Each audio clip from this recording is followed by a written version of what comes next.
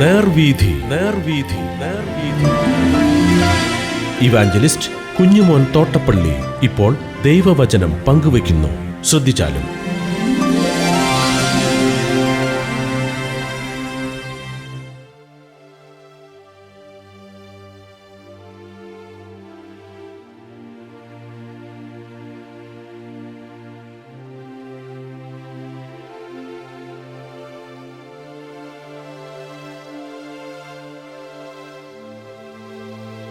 യെശയ്യാപ്രവചനം 31-ാം അധ്യായം. ഞാൻ വായിക്കുന്നത് ശ്രദ്ധിച്ചാലും.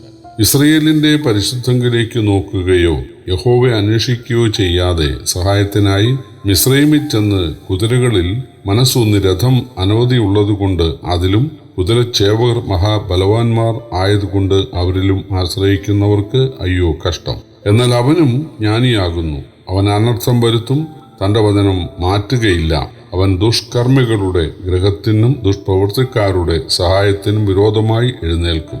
മിസ്രയീമ്യർ ദൈവമല്ല മനുഷ്യരത്രേ, അവരുടെ കുതിരകൾ ആത്മാവല്ല ജഡമത്രേ. യഹോവ തന്റെ കൈ നീട്ടുമ്പോൾ സഹായിക്കുന്നവൻ ഇടറുകയും സഹായിക്കപ്പെടുന്നവൻ വീഴുകയും അവരെല്ലാവരും ഒരുപോലെ നശിച്ചു പോവുകയും ചെയ്യും. യഹോവ എന്നോട് ഇപ്രകാരം അരുളി ചെയ്തിരിക്കുന്നു: സിംഹമോ ബാലസിംഹമോ ഇര കണ്ട് മുരളുമ്പോൾ ഇടയക്കൂട്ടത്തെ അതിൻ്റെ നേരെ വിളിച്ചു കൂട്ടിയാലും അത് അവരുടെ കൂക്ക് വിളി കൊണ്ട് പേടിക്കാതെയും അവരുടെ ആരവം കൊണ്ട് ചുളുങ്ങാതെയും ഇരിക്കുന്നത് പോലെ സൈന്യങ്ങളുടെ യഹോവ സിയോൻ പർവ്വതത്തിലും അതിൻ്റെ ഗിരിയിലും യുദ്ധം ചെയ്യാൻ ഇറങ്ങി വരും. പക്ഷി ചുറ്റിപ്പറന്ന് കാക്കുന്നത് പോലെ സൈന്യങ്ങളുടെ യഹോവ യെരൂശലേമിനെ കാത്തുകൊള്ളും. അവൻ അതിനെ കാത്ത് രക്ഷിക്കും, നശിപ്പിക്കാതെ അതിനെ പരിപാലിക്കും. ഇസ്രായേൽ മക്കളെ, നിങ്ങൾ ഇത്ര കഠിനമായി മത്സരിച്ച് ത്യജിച്ചു കളഞ്ഞവന്റെ അടുക്കലേക്ക് തിരുവീൻ. അന്നാളിൽ നിങ്ങളിൽ ഓരോരുത്തൻ നിങ്ങളുടെ കൈകൾ നിങ്ങൾക്ക് പാപത്തിനായി വെള്ളിയും പൊന്നും കൊണ്ട് ഉണ്ടാക്കിയ മിഥ്യാമൂർത്തികളെ ത്യജിച്ചു കളയും. എന്നാൽ അശൂർ പുരുഷൻ്റേതല്ലാത്ത വാളാൽ വീഴും, മനുഷ്യൻ്റേതല്ലാത്ത വാളിന് ഇരയായിത്തീരും. അവർ വാളിന് ഒഴിഞ്ഞ് ഓടിപ്പോയാൽ അവരുടെ യൗവനക്കാർ ഊഴിയ വേലക്കാരായി തീരും. ഭീതി ഹേതുവായി അവരുടെ പാറ പോയിപ്പോകും, അവരുടെ പ്രഭുക്കന്മാർ കൊടികണ്ട് നടുങ്ങിപ്പോകും എന്ന് സിയോനിൽ തീയും യെരൂശലേമിൽ ചൂളയുമുള്ള യഹോവയുടെ അരുളപ്പാട്. ഈ അധ്യായത്തിലെ 5-ാം വാക്യം പ്രസിദ്ധമാണ്. അതുപോലെ അവസാന വാക്യവും. പക്ഷി ചുറ്റിപ്പറന്ന് കാക്കുന്നത് പോലെ സൈന്യങ്ങളുടെ യഹോവ യെരൂശലേമിനെ കാത്തുകൊള്ളും. അവനതിനെ കാത്തുരക്ഷിക്കും, നശിപ്പിക്കാതെ അതിനെ പരിപാലിക്കും. അവസാന വാക്യം 9-ാം വാക്യം. സിയോനിൽ തീയും യെരൂശലേമിൽ ചൂളയുമുള്ള യഹോവയുടെ അരുളപ്പാട്. ഇസ്രായേൽ മക്കളുടെ 2 വിധ പാപങ്ങളാണ് ഈ അധ്യായത്തിലെ പ്രതിപാദ്യം. ഒന്നാമത്തേത്, അവർ അശൂരിന്റെ പടപ്പുറപ്പാട് കണ്ട് ദൈവത്തിൽ ആശ്രയിക്കുന്നതിന് പകരം മിസ്രയീമിൽ ശക്തരായ കുതിരകളും അതുപോലെ കുതിരയെ മേയ്ക്കുന്നവരും ഉണ്ട്, വലിയ സൈന്യം അവർക്കുണ്ട്. അതുകൊണ്ട് അവർക്ക് പണം കൊടുത്ത് മിസ്രയീമിലെ കുതിരകളെയും അതുപോലെ മിസ്രയീമിലെ കാലാളുകളെയും ഒക്കെ യുദ്ധത്തിന് ക്ഷണിച്ചാൽ അതുകൊണ്ട് വലിയ വിജയമുണ്ടാകും എന്ന് യഹൂദ വിചാരിച്ചു. ദൈവത്തിൽ ആശ്രയിക്കാതെ മനുഷ്യനിൽ ആശ്രയിച്ചു. അതായിരുന്നു ഇസ്രായേലിന്റെ ഒന്നാമത്തെ പാപം. രണ്ടാമത്തേത് വിഗ്രഹാരാധന ആയിരുന്നു എന്ന് 6ഉം 7ഉം വാക്യങ്ങളിൽ എഴുതിയിട്ടുണ്ട്. നിങ്ങൾ ഇത്ര കഠിനമായി മത്സരിച്ച് ത്യജിച്ചു കളഞ്ഞവന്റെ അടുക്കലേക്ക് തിരുവീൻ. അന്നാളിൽ നിങ്ങളിൽ ഓരോരുത്തർ നിങ്ങളുടെ കൈകൾ നിങ്ങൾക്ക് പാപത്തിനായി വെള്ളിയും പൊന്നും കൊണ്ടുണ്ടാക്കിയ മിഥ്യാമൂർത്തികളെ ത്യജിച്ച് കളയും. അപ്പോൾ മനുഷ്യനിൽ ആശ്രയിച്ചത് ഒന്നാമത്തെ പാപം, വിഗ്രഹങ്ങളിൽ ആശ്രയിച്ചത് രണ്ടാമത്തെ പാപം.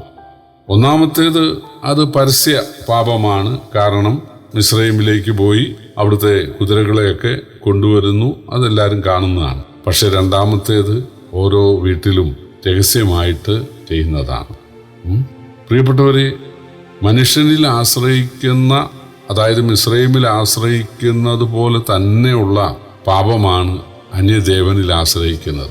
അല്ലെങ്കിൽ അന്യദേവനിൽ ആശ്രയിക്കുന്നത് പോലെ തന്നെയുള്ള പാപമാണ് അന്യദേവ സേവക്കാരായ മിസ്രയീമ്യരെ ആശ്രയിക്കുന്നത്. ദൈവത്തിന് പകരമായിട്ടുള്ളത് എന്തും വിഗ്രഹമാണല്ലോ.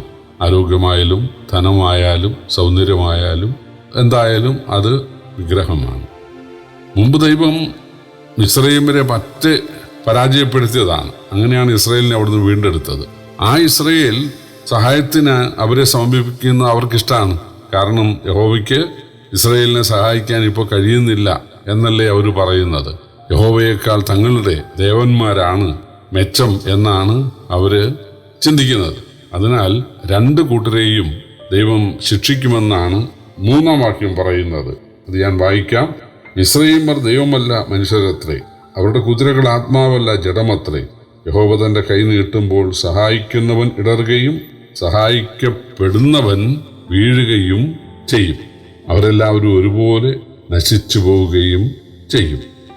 അപ്പോൾ ഞങ്ങളുടെ ദേവന്മാരാണ് വലിയത് എന്നുള്ള നിലയിൽ നിഗളിച്ചുകൊണ്ട് ഇസ്രയേലിന് സഹായം നൽകുന്ന മിസ്രയീമ്യരും മിസ്രയീമിൽ ചെന്ന് പണ്ട് പരാജയപ്പെട്ട, യഹോവയാൽ പരാജയപ്പെടുത്തപ്പെട്ട ആ മിസ്രയീമിൻ്റെ കാലു പിടിക്കാൻ പോകുന്ന ഇസ്രയേലും ഒരുപോലെ നശിക്കാനിടയാകും.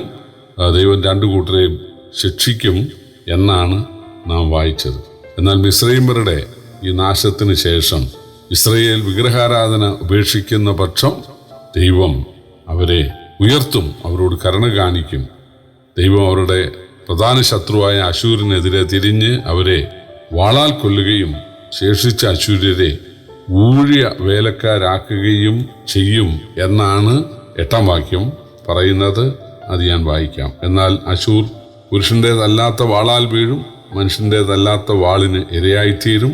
അവർ വാളിന് ഒഴിഞ്ഞ് ഓടിപ്പോയാൽ അവരുടെ യൗവനക്കാർ ഊഴിയ വേലക്കാരായി തീരും. ഭീതി ഹേതുവായി അവരുടെ പാറ പോയിപ്പോകും, അവരുടെ പ്രഭുക്കന്മാർ കൊടി കണ്ട് നടുങ്ങിപ്പോകും. അപ്പോൾ തങ്ങളുടെ ധനത്തിൽ, തങ്ങളുടെ സൈന്യബലത്തിൽ ആശ്രയിച്ച് ചുറ്റുമുള്ള ജാതികളെയൊക്കെ പരാജയപ്പെടുത്തി സാമ്രാജ്യം സ്ഥാപിക്കാൻ ശ്രമിക്കുന്ന അശൂര്യരെ ഊഴിയവേലക്കാരാകും, അവര് ക്ഷയിച്ചു പോകും എന്നാണ് യെശയ്യാപ്രവചനം 31 നമുക്ക് വായിക്കാൻ സാധിച്ചത്. പ്രിയപ്പെട്ടവരെ, അത് ചരിത്രമായ കാര്യം നമുക്കറിയാം. അശൂരിനെതിരെ ബാബേൽ പ്രബലപ്പെടുകയും ബാബേല് അശൂരിനെ പറ്റേ പരാജയപ്പെടുത്തുകയും ചെയ്തു എന്ന് നമുക്കറിയാം. പ്രിയപ്പെട്ടവരെ, കർത്താവിനെ രക്ഷകനായി സ്വീകരിച്ചിരിക്കുന്ന നമ്മുടെ സകല ആശ്രയവും സകല പ്രത്യാശയും കർത്താവിൽ മാത്രം ആയിരിക്കട്ടെ. മനുഷ്യനിൽ ആശ്രയിക്കാതെ കർത്താവിൽ മാത്രം ആശ്രയിക്കുവാൻ ദൈവം നമ്മെ സഹായിക്കട്ടെ. കർത്താവിൻ്റെ വലിയ നാമം ഇന്നും എന്നേക്കും വാഴ്ത്തപ്പെടുമാറാകട്ടെ. ആമേൻ.